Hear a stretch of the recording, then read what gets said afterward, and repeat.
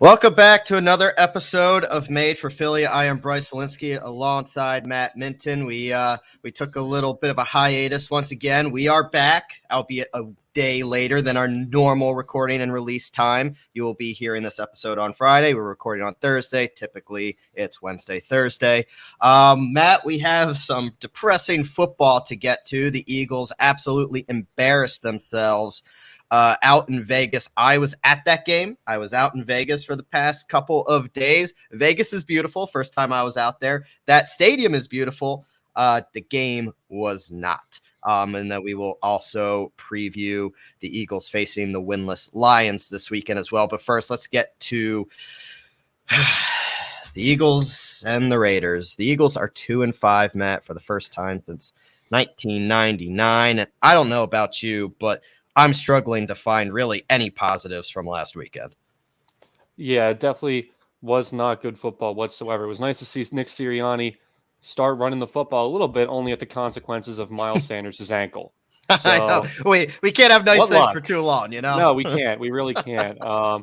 Just seemed like I was texting my dad during the game. He was asking me, where do you think the defensive line is? I said, they got left back in Philly probably. I mean, probably the most quiet we've seen from them so far this season, but definitely not ideal things you want to see. But hey, at least we got a 6th-round pick for Joe Flacco this week, so that's better than nothing.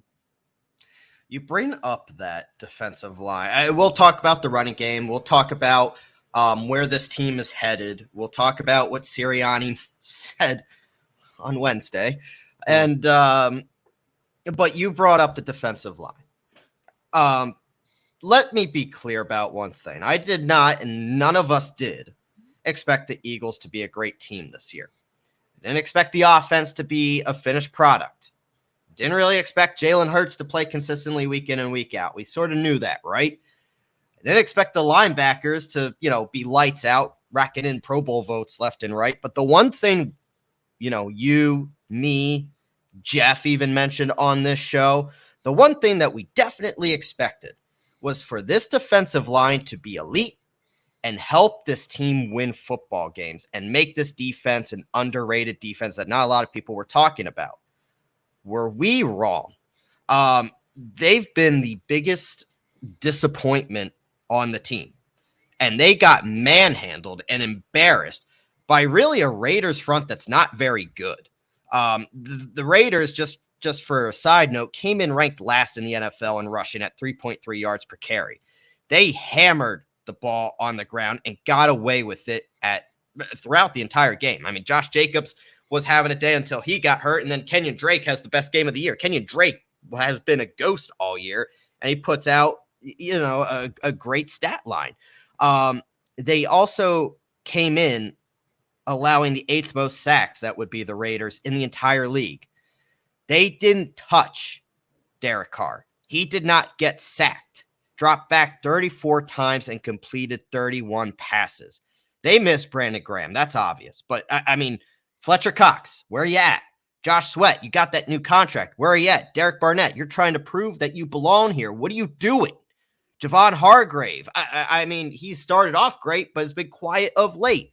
I mean, I would mention Ryan Kerrigan, but I don't even know if he's on the damn team.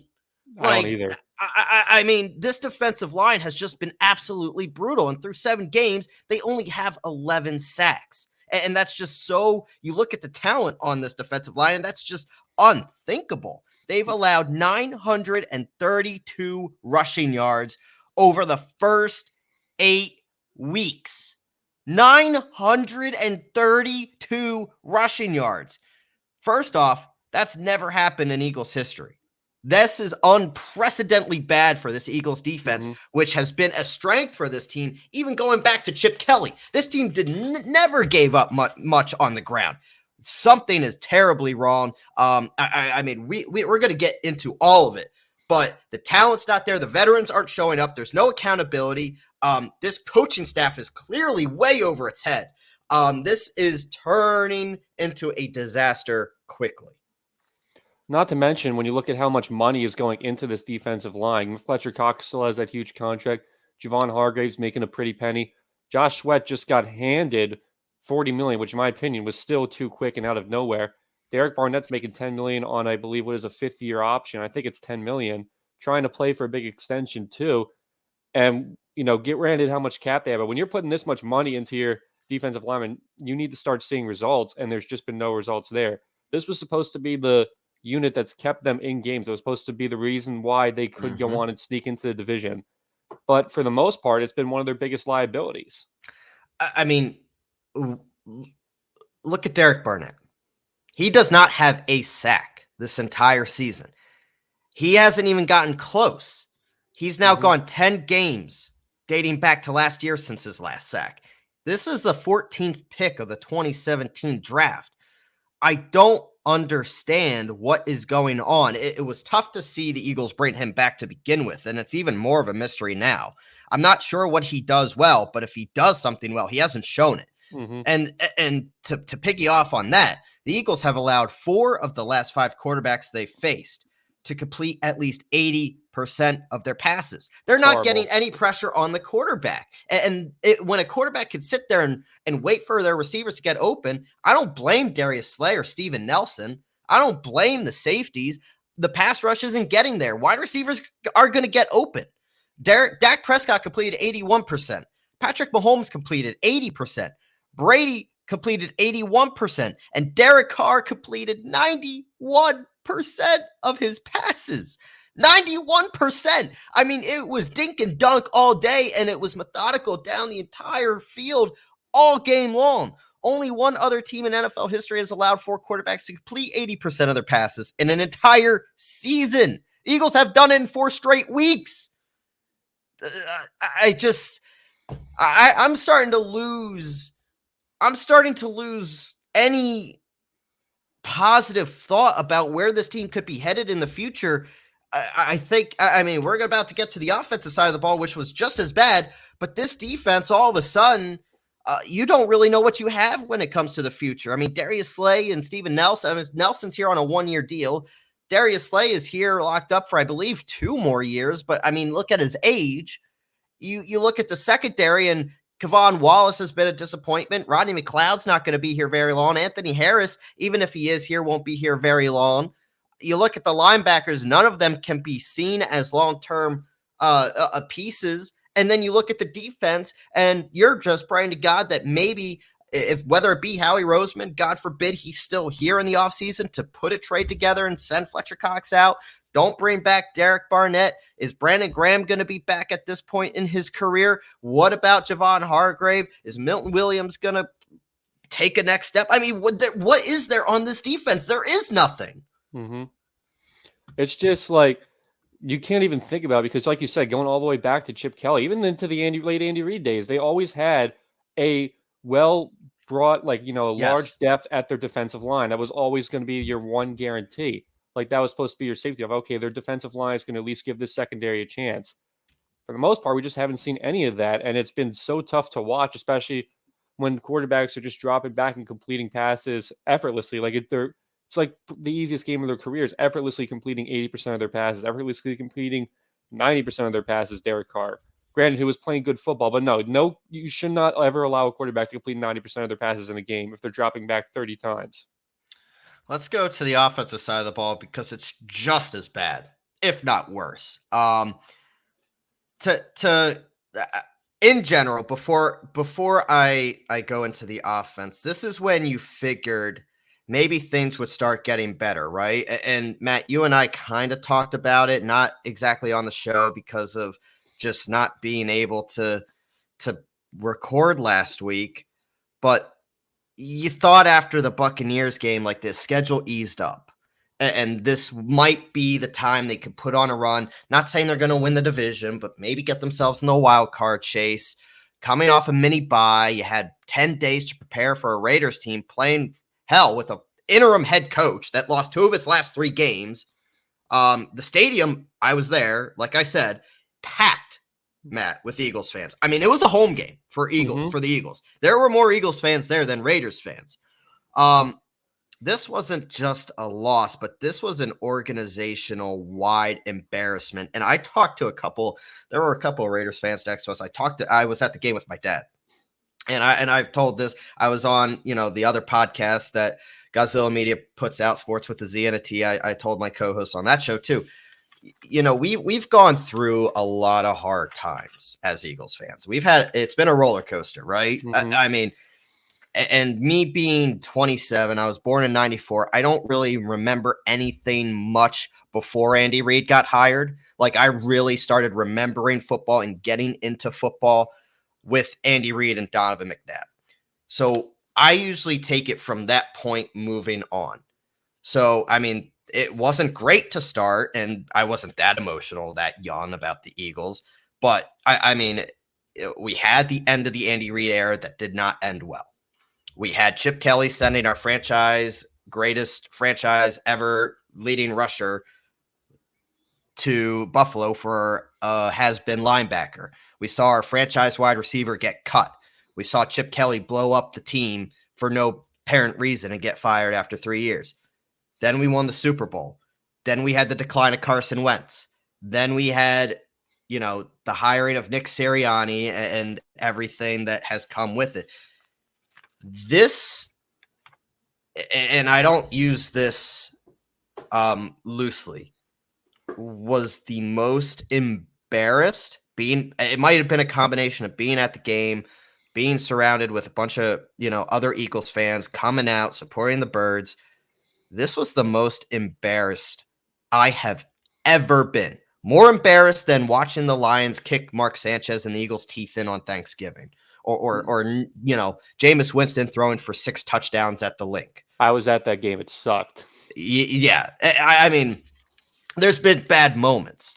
This might top everything for me at this point. It might be a personal experience, but like I said, this wasn't just a loss.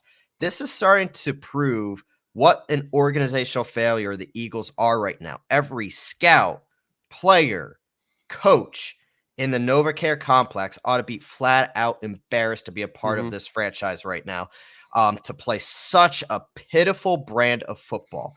Howie Roseman, you're to blame. The coaching staff, you're to blame. Players, you're to blame. But that's kind of yet still missing the point. It's all of them together. It's everyone. When you reach this level of bad, like Detroit bad, Jacksonville bad, like we're talking, if the Eagles lose to Detroit this weekend, and we're going to get to the game, don't worry. But if the Eagles lose to Detroit and the Dolphins lose to the Bills, the Eagles have the first and third overall picks in this year's draft. Miami is the first, but the Eagles will have the third. That's not where I thought this team was going to be. None of us thought that was where this Eagles team was going to be. It's on everybody. And when you reach this level of bad, nobody involved should be able to look at themselves in the mirror and not feel like they played a role in this disaster. They can't score. They can't call plays. They can't stop anyone. And when they finally do something right, somebody ruins it, like Jalen Hurts fumbling a clean snap inside the fucking 5. Unacceptable. Yep. Top to bottom, this is a catastrophe, a dumpster fire of an organization right now. And there is no way on God's green earth Jeffrey Lurie can be sitting up there in that suite looking at Howie Roseman and Nick Sirianni thinking that they're going to be here next year. It has been that bad. Because, do you remember back in the tail end of the Chip Kelly era, Jeffrey Lurie kind of, unfortunately, I remember everything. He came back with a, I'm going to take my team back kind of mentality. He booted out Chip Kelly as the GM, as the coach. He kind of took over. And that's something, Jeffrey Lurie, you need to do again. And, I still I don't hate Sirianni as a person. I think he's a good guy. I think that he does have some qualities you want in a head coach, but that doesn't way over his head. Yes, way over 100%. But that doesn't change the fact that, why did we? One, you got to wonder, why did we bother firing Doug if we traded away Wentz in the first place? It's brutal. It hurts to see a Super Bowl winning head coach get fired for this to be brought in. If your excuse was to bring that, Doug wanted to keep his own guys, that was kind of what the report came out to be. It wasn't more so about Carson and Doug. It was more about Doug wanting to keep his own guys. Whatever it is, It cannot be worse Mm-hmm. than what this is. You sat on the decision of Doug Peterson for so long that you, as an organization, put yourselves behind the 8 ball in your coaching search. Hell, Brandon Staley, who's probably a Coach of the Year finalist at this point with what he's done with the Chargers in his first year, turned down the interview with the Eagles because of Howie Roseman, because of his involvement. The common denominator. So to your point, like, and I'm going to let you finish. I didn't mean to cut you off, but no, like, you're good, dude. You're good. It's a safe space. It is such a good point. Like, how can you reason firing the man 2 years removed from bringing this town its first ever Super Bowl simply because he wanted to keep his own guys, which I feel like he deserved the right to do so. He earned that right. He brought this team to a Super Bowl. Obviously, it's coming out more and more over the months that he felt babied by Jeffrey Lurie and Howie Roseman, which I mean, I get. And Sirianni is a puppet of Howie Roseman. I mean, I don't think he's his own identity at all. You're right. And at this point, you got to look at Jeffrey Lurie and get this organization back. I mean, under Jeffrey Lurie, the Eagles have done nothing but win. And if they lose, they don't do it for very long. You know what I'm saying? Like, and I get that you want tenure, but I mean, sometimes teams got to admit when they've made mistakes. The Browns did it with Freddie Kitchens. The Cardinals did it with Steve Welsh. Look where those two organizations are now with Kevin Stefanski and Cliff Kingsbury. Do the right thing and get this team back on track. Bring in a new general manager. Please, for the love of God, I'd love Louis Riddick. And bring in a guy like Eric Bieniemy. Bring in somebody that can get this team back on track. You are going to have 3 incredible first-round picks. You could bring in a guy like Russell Wilson next year. Who knows over this next week? And I know I'm all over the place right now. I apologize. But like, this is an organization that the future is very bright with the draft assets and everything that they have. However, Howie Roseman cannot be responsible for that future. We have seen what happens when Howie Roseman is responsible for the future. It worked for a year. He got a core talent to the Super Bowl and won. However, I think it was more of an anomaly, as we're seeing now, than it was a pattern of him correcting himself. Yeah. So going back to my point in all this madness, you see this whole, just tracking back to where we were, we fired our Super Bowl winning coach, hoping for the idea that we could keep our Super Bowl winning quarterback. We brought in a guy from Frank Reich's system only to ship him back to Frank Reich. When you had guys like, and I've been thinking the last couple of weeks, if, I don't want to see Sirianni get fired. I want to see him get better. But when you look at these results, you got to wonder what if. Eric Bieniemy was one of the guys I really wanted in the offseason. I would have even actually liked to have brought in Josh McDaniels to see what he would have done, because you see what he's doing with Mac Jones right now in New England. He knows how to coach. He's called plays before. He's been in that situation. He's been a coordinator for longer than 2 years. And going back to Howie Roseman, I mean, what GM is allowed to hire 4 or 5 head coaches? It Not makes many. no Usually sense. they usually go after like 2. Yeah, like I was thinking 2, maybe absolutely 3 at the worst. And now I hate having to look at this, because I like to talk about the Eagles as a promising team, but I hate having to look at, we have this draft pick, we have this draft pick. That's where we're at now. You have, there's a really good chance you could have the first pick. And because the Dolphins are such a dumpster fire. The Dolphins have been an absolute dumpster fire, and we're playing Detroit this week, and Detroit's been competitive in every game they've played. They just haven't lucked out. Yeah, do not sleep on this game. They cannot sleep on this game this weekend. Absolutely give not. Detroit their first. If they give Detroit their first win, bring me Kayvon Thibodeau then. Bring me Kayvon Thibodeau. Yes, please, and bring me a quarterback as well. Not sure exactly how many great quarterbacks are out there, but I am a bit of a Sam Howell fan, but I don't know. But I don't think their quarterback is in the draft. I'm just going to leave it at that. Was all right. Maybe, I don't know. No. I'm saying the Eagles aren't going to get their quarterback from the draft. Oh, okay. I think they're. You think that there's the trade route? I think it's the trade route for a Russell Wilson or Deshaun Watson, or who knows what happens with Aaron Rodgers. I don't think that's as realistic, but I've heard Schefter again this week reiterate that the Eagles will have significant interest on Russell Wilson in the offseason. So that's what I'm hoping for. I wouldn't complain. But you got to wonder, like, my idea on the trade is, again, I would love to see Russell Wilson wear midnight green. You need a lot more than a quarterback right now. Yes. And you see, the possibly the first and third pick, and you see these big name players like Kayvon Thibodeau coming out of Oregon, Derek Stingley Jr. coming out of LSU. And those are two guys. What about the Notre Dame safety? What's his name? I'm blanking on it, but he's a great player too. Those are three guys that you could build around. Do you want to have the opportunity to build in those guys, or do you want your GM to outsmart himself and take the offensive tackle from the Big Ten or the Sun Belt? Oh, God. At some point, Jeffrey Lurie's got to look at himself and say, I got to cut the common denominator. And that common denominator, for the most part, has been Howie Roseman. It's the man who, at the end of the day, he doesn't put on the uniform. He doesn't go out there and play. He puts out there, he brings these coaching staff members in. He builds this team from the ground up. At some point, you as the owner, who should feel probably more ashamed than the fans, has to say, I have to take my football team back. You're in a top 5 market in the country and can't build anything around more than a dumpster fire. And the thing is, as it stands now, the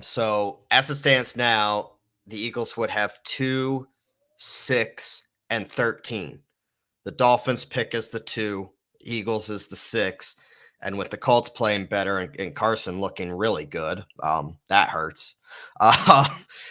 The Colts pick is 13 that the Eagles would get. The Eagles have never had.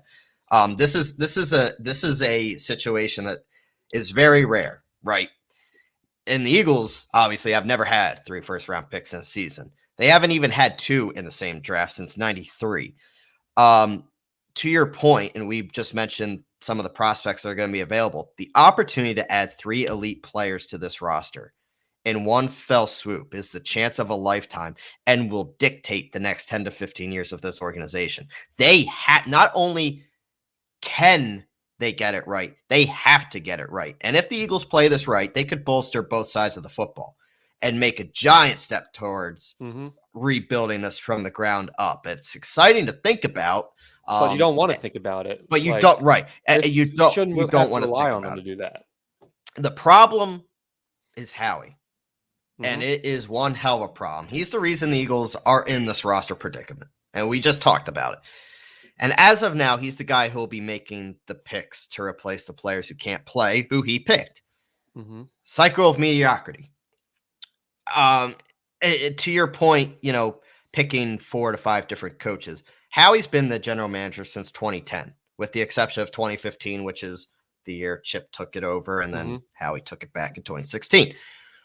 You can't argue with his salary cap management. I think that's probably his greatest asset. Yes, and he does make good trades. He's absolutely phenomenal at that. He makes great trades, and you can't take away 2017. Nope. But the inability to evaluate talent. He's had unique chances to rebuild a franchise before that has to be rebuilt at this point. How can Jeffrey Lurie trust the process of 3 slam dunk top 10 picks, top 15 to be safe, top 20, to a guy who used first-round picks on Marcus Smith, Danny Watkins, Derrick Barnett, Andre Dillard, drafted Jalen Reagor in front of Justin Jefferson, drafted J.J. Arcega-Whiteside in front of DK Metcalf. And Andre Dillard over DK Metcalf. And Andre Dillard in front of DK Metcalf. You want to go on?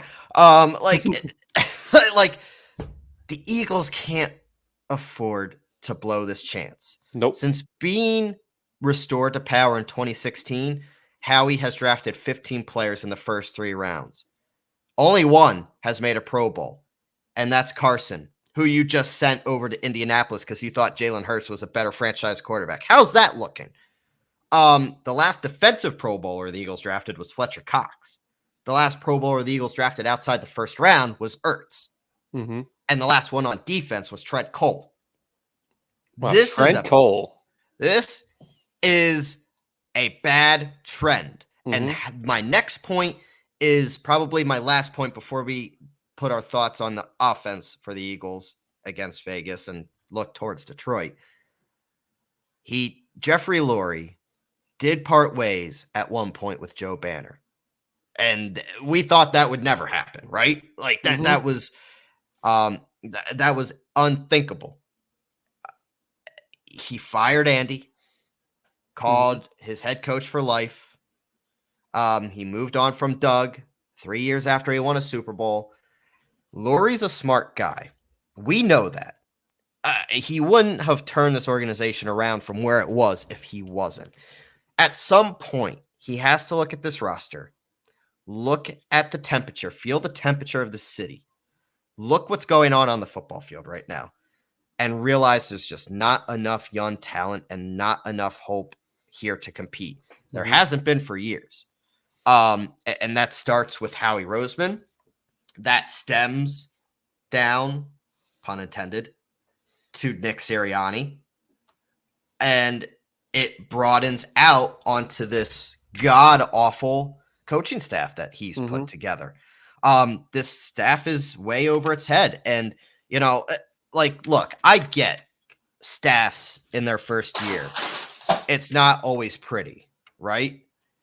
But, even Doug Peterson, you saw progress towards something. You saw progress with Chip Kelly. Andy Reid, yeah, he was 2-5 in 99, but you saw progress. There was hope. You knew that better things were coming. Nick Sirianni and this Eagles team is just getting worse by the week. The most promising thing is to see him run the ball, 12 times a game instead of 4 times a game. At least with Doug, it felt like the whole way through the season, you felt like there was something there. Yes, there were a lot of boneheaded calls, but you felt like something was there the entire time. And I'll be honest, I don't know if I felt like something was there fully since the Atlanta game and partially since probably the San Francisco game. This is, I mean, you look at the Falcons game and it started all things peachy, right? And it's just hard to believe that this team has gotten to this point. It's just, you ran the football when you weren't supposed to against the Raiders. And that's kind of where I want to go before we go to the Lions. Let's look at this offense. You run the football and that's great. However, you found yourselves down 30 points before 27 points, and you were running the football. That's when you throw the ball. I feel like this team just kind of laid an egg, and you look at the play calling, there was terrible third down conversion success on offense. Constant long scoring drives by the opposing offense meant the Eagles just didn't get to run many plays. They never had the ball. They came into last weekend 31st in the league in time possession at just a little bit more than 25 minutes. They averaged 59 plays a game. That's the fewest after 6 games since 99. There was a point Sunday, Matt, from 6 minutes and 11 seconds left in the second quarter to 6 minutes and 15 seconds left in the third quarter, where the Raiders ran 38 plays and scored 30 points. The Eagles ran 7 plays. How is that even possible? I mean, you talk about what good team. You talk about what good football teams do, and that's complimentary football. Whatever the opposite of that is what the Eagles did on Sunday. Yeah, just absolute. It's mind-boggling. It's just mind-boggling because you wonder how could it get to this point? Especially where we're, that was week 7 of the season. At some point, how you usually want to see a team get better, but it's so weird to see them just get so much worse and less productive week after week. And it just seems like, when the defense is somewhat on, the offense is just nowhere to help them out. When the offense is somewhat on, the defense has been nowhere to help them out. It's just that this team cannot get in sync. It just makes absolutely no sense. Let's talk about Jalen Hurts real quick, because it's starting to be very clear, and I'm sure you agree with me, Matt, that he is not the future. He is not the future at quarterback for the Eagles, and I was ready to see him embrace it. And he talked the talk, but he's just not walking the walk. His final stats look decent on Sunday, but don't let that fool you. He was 18 to 34 for 236 yards, 2 touchdowns, no interceptions. But most of that was after the game was out of hand. I mean, let's be honest. I mean, going into the fourth quarter, it was 33-7. Let's be clear here about what this team looked like. He struggled early. The Eagles never had the ball, and I get that. So he never had a chance. But when he did drop back, he was under constant pressure. He took off and ran 13 times. He didn't stay in the pocket. He didn't go through his progressions. He gave up on the play too early. Beats the sack, makes it look good sometimes. But, one thing I do give Hurts credit for is he's a tough son of a bitch. And never question his attitude, his grit, or his toughness. However, he constantly makes mistakes when this team just can't afford them. That fumble inside the 5, when he ran out of bounds approaching the end zone, instead of cutting simply left and going straight, I'm sure you know what play I'm talking about, he went and just went out of bounds. I mean, he had a touchdown right in front of him. It was kind of like Aaron Rodgers-esque, where he had the touchdown right in front of him and didn't take the play. He constantly overthrows players, underthrows players. Devontae Smith had to make a circus catch on what should have been a really easy play on a couple of occasions. He's just erratic, and I get the confidence probably isn't high, and I get the offensive line hasn't played well, and probably the play calling hasn't been great either. But I've seen enough from Jalen Hurts now, dating back to 2020. He has 3 wins as the Eagles starting quarterback. And when I look at what is going on in Indianapolis right now, looking at Carson Wentz with 11 touchdowns and 1 interception, getting better by the week, seeing what the Eagles have in Jalen Hurts, you can't be anything but discouraged. Discouraged is probably the perfect word for it. And, I guess I will back up saying Hurts is as tough as they get. It seems like he's the only guy who has some sense of accountability, but at the same time, you can only hear, we're close. We're going to work harder. We're going to try to get better. I mean, we're at the eviction state, stage at this point, because rent's been due for over a month. I mean, it's getting ridiculous. Granted, Sirianni is not helping him at all. The No. play calling, and my dad and I were talking about this too.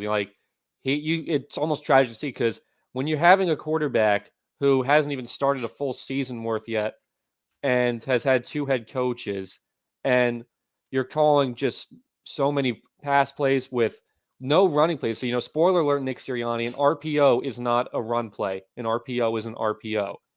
And you're throwing him out there with no running game and no ability to create actual play action passes, no ability to get the defense to commit anywhere but him.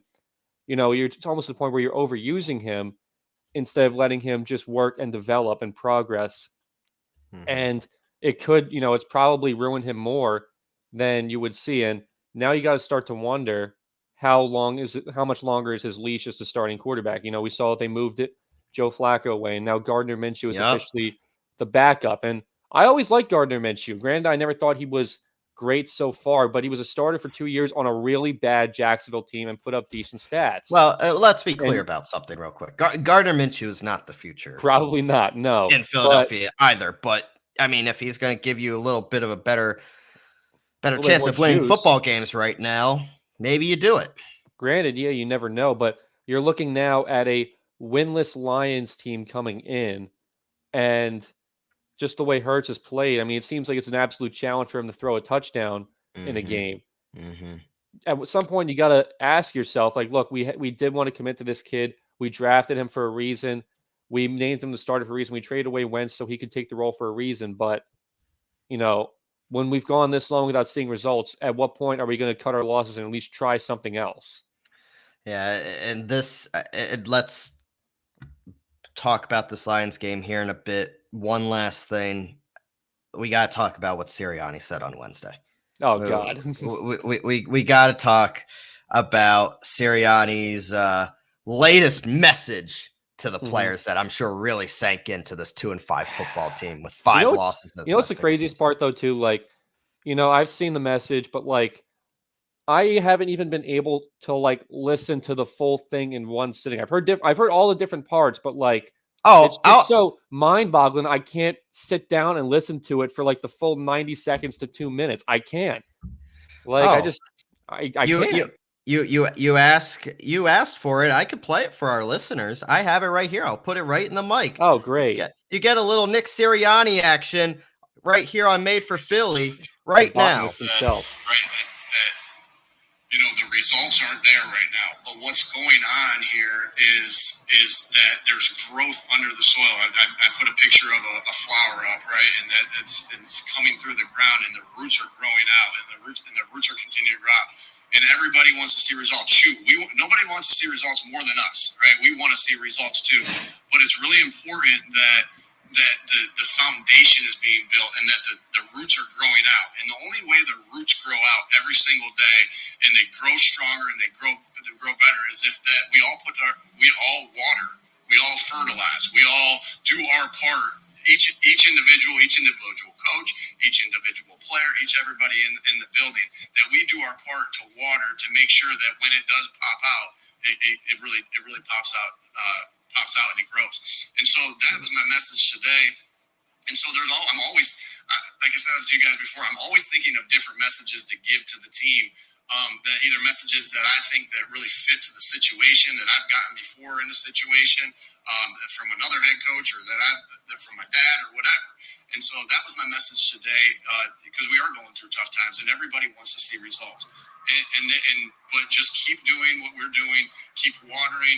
And look at yourself first and know are you watering and are you fertilizing every day. So when it's time to pop, it'll pop.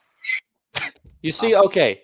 I'm sorry. I can't. No, I'm actually kind of glad you played because look, you get what he's trying to say, but like really, Nick, like really, you're the head coach of a professional football team in a Class A market city, and that's what you come up with.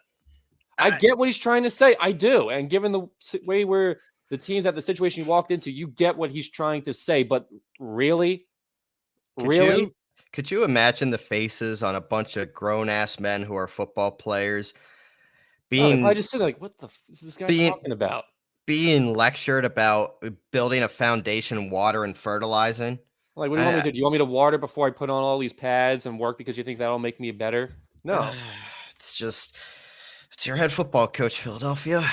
Instead, Doug Peterson's out, living life on the golf course, and it's just I don't even know what to say about it. It's just, I mean, he's stuttering all over the place. First off, the Nick Sirianni we saw in the opening press conference, that's Nick Sirianni. It hasn't gotten better. It hasn't.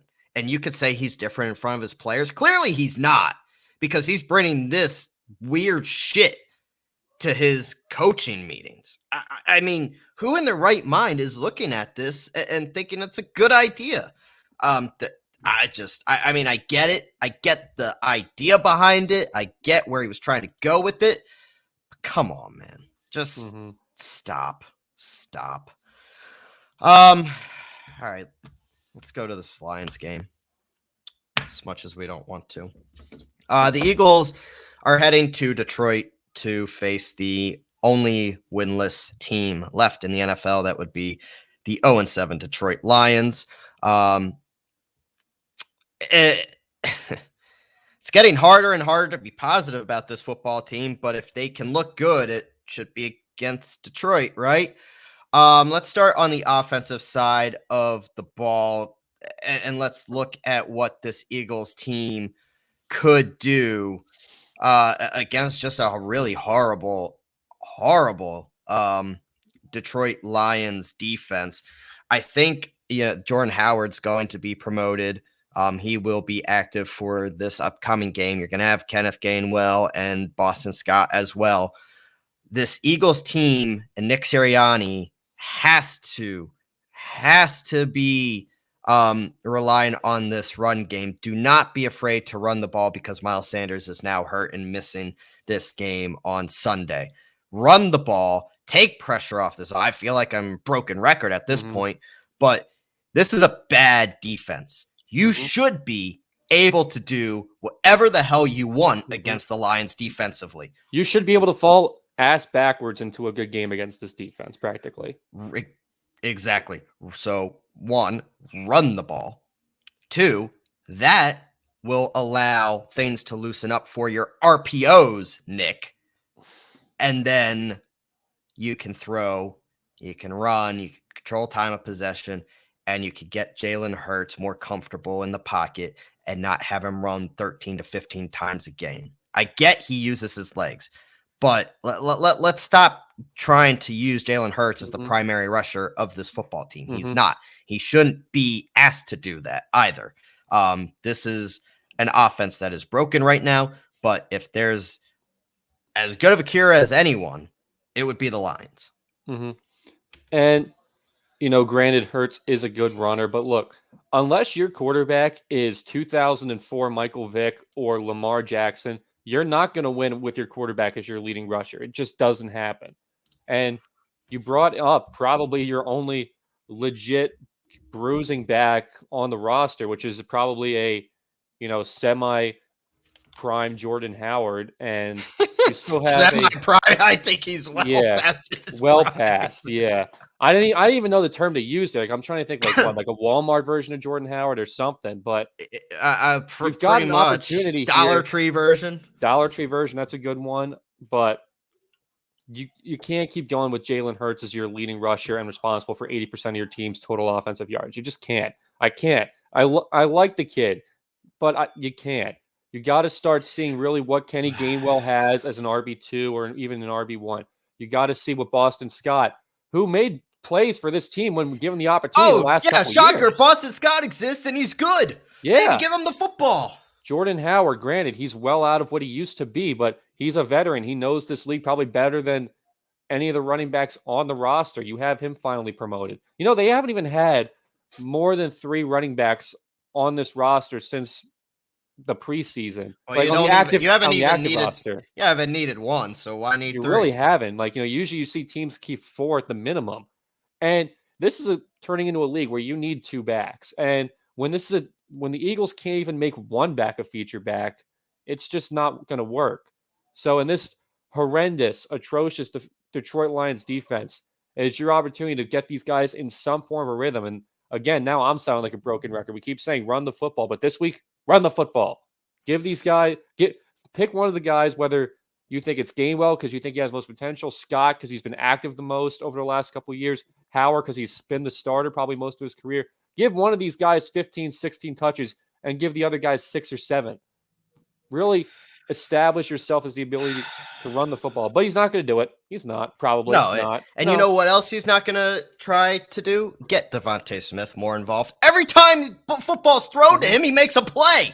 He does. Give him the football because you're seeing how good Jamar Chase has been. Devontae Smith is that dude. He has proven to make plays. They're not getting him the football. He's shown that he can be.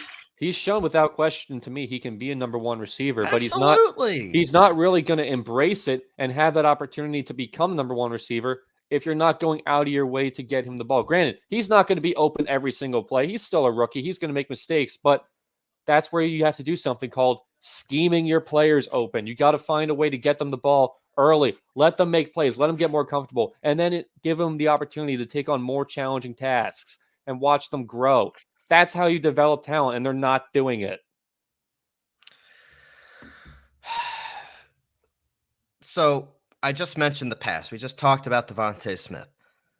A key to the game, Matt, the Eagles, or matchup to watch, I should say. Eagles passing offense versus itself. That's how bad the Lions defense is. Yards per pass attempt, worst in the NFL. Passing touchdowns allowed, 27th. Opposing quarterback rating, worst in the NFL. Passes percentage resulting in a first down, 29th. Pass plays at 20-plus yards, 30th. Pass plays at 40-plus yards, 30th. 18th in sacks. Can't turn the ball in. Only 4 interceptions this year. Oh, they're also allowing 28.6 points per game. 5th worst in the NFL. They're 0-7. This is a bad defense. Build a game plan around what you do well and execute. Now, you could throw that back at me and say, well, they don't do anything well, which you're right. But run, I'm gonna say it again, run the ball. That opens up the RPOs, Nick. I mean, I could do a better job in Madden than what you're doing right now.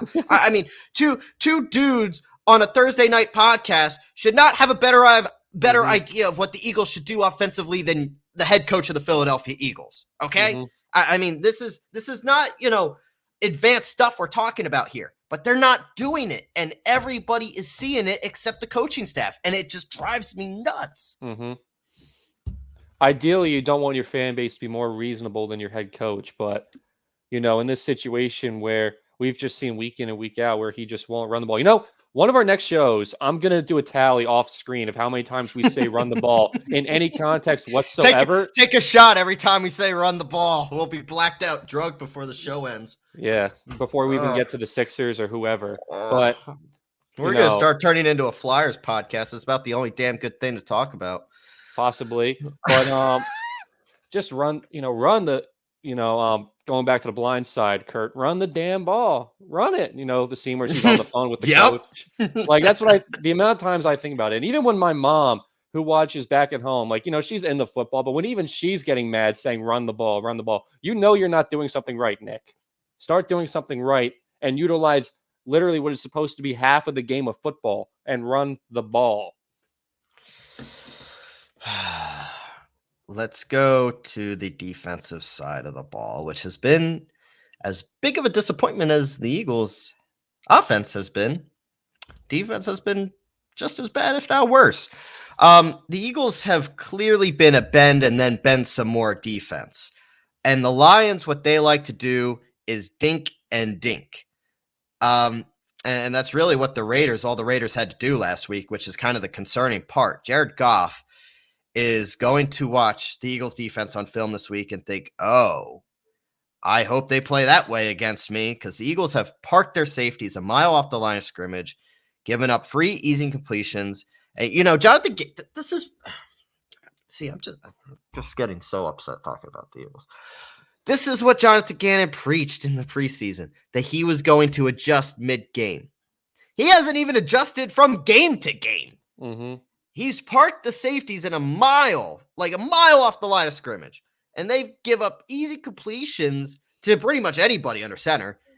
The short and intermediate areas of the field has been money for opposing quarterbacks all year long. And as you saw on Sunday, Derek Carr completed 31 of 34 passes.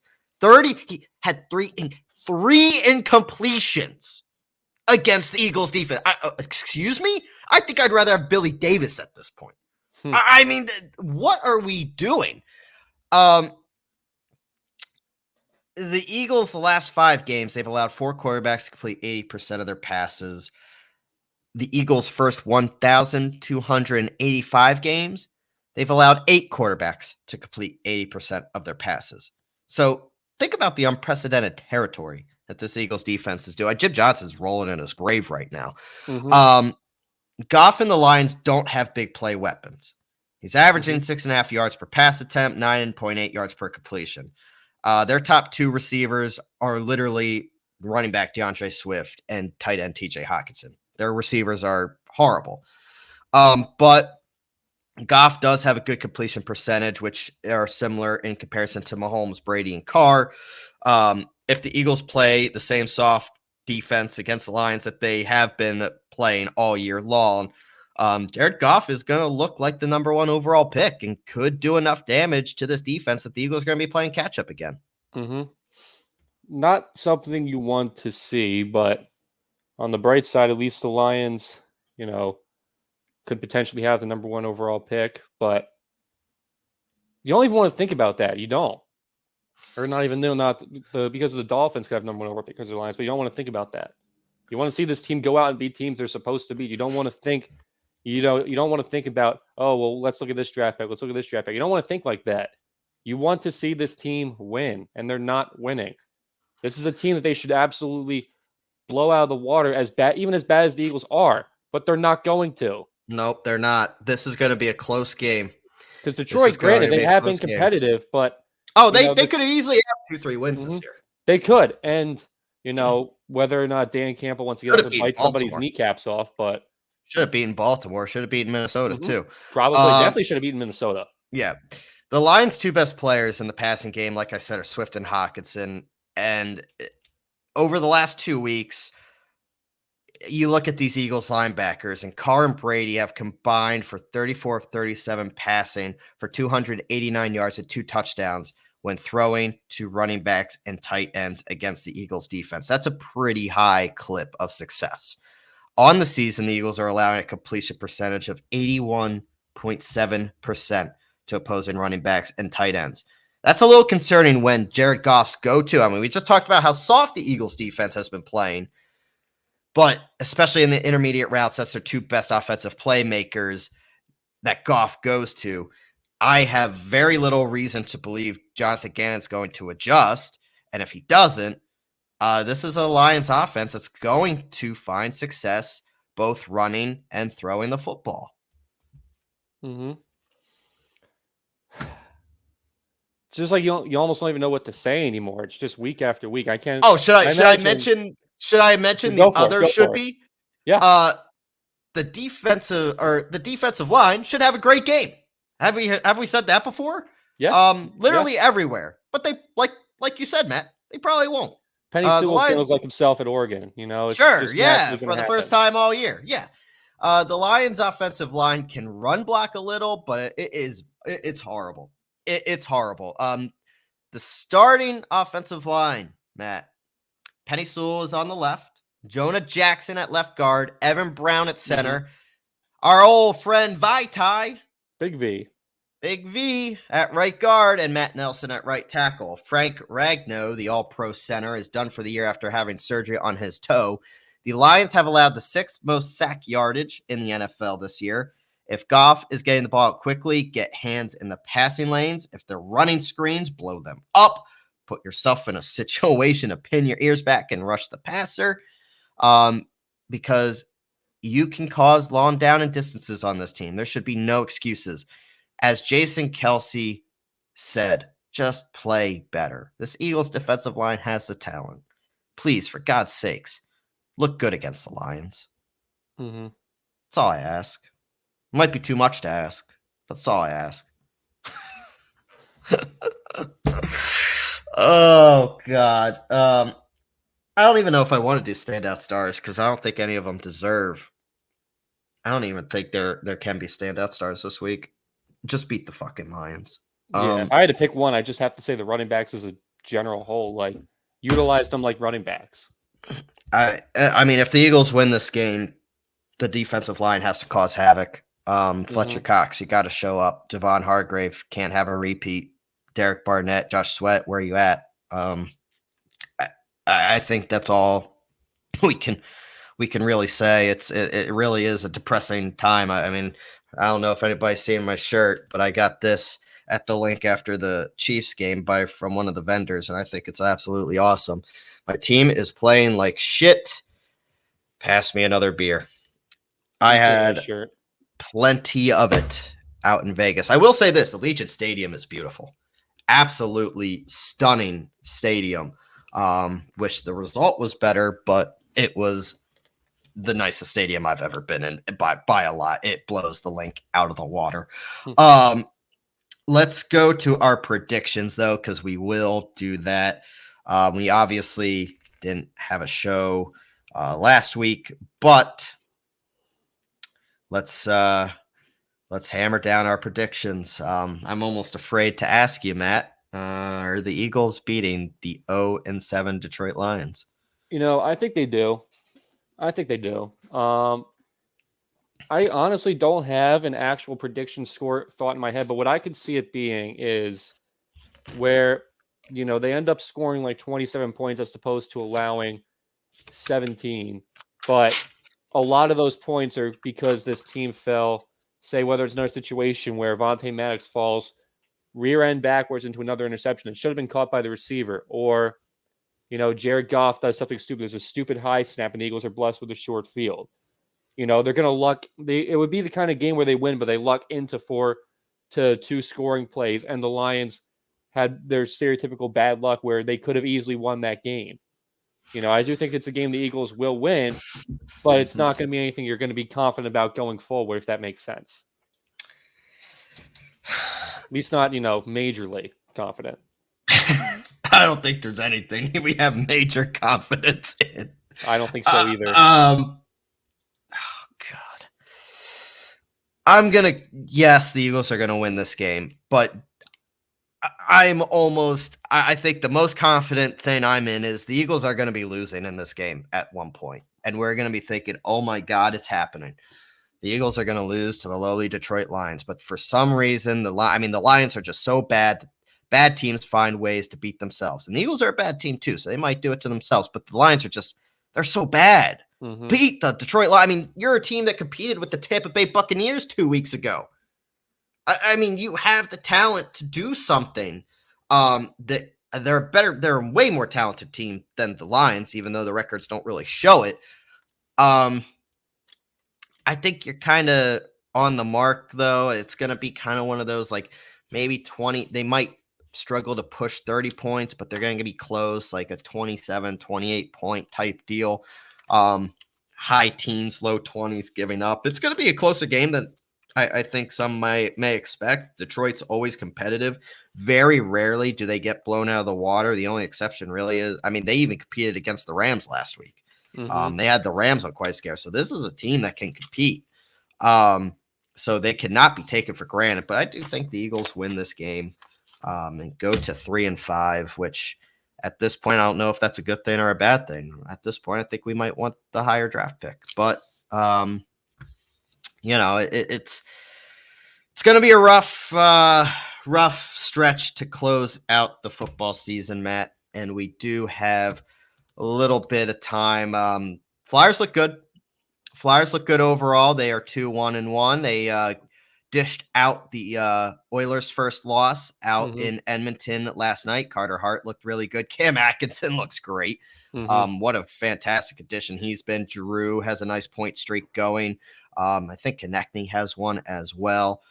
This is a team that, they've laid some clunkers, but they've also beating the Oilers is a good sign. Beating the Bruins is a good sign. They didn't really play that well against, Florida the other night. But this is a team that I think is showing that they're going to be up there when it comes to playoff conversation, and it looks like they're off to a better start than they normally are. Yeah, you really do like what you see, given the team's record 3-1-1. Only one 3-1-1. I'm sorry. Yeah, only one game this year where they haven't been able to pick up a point in the standings.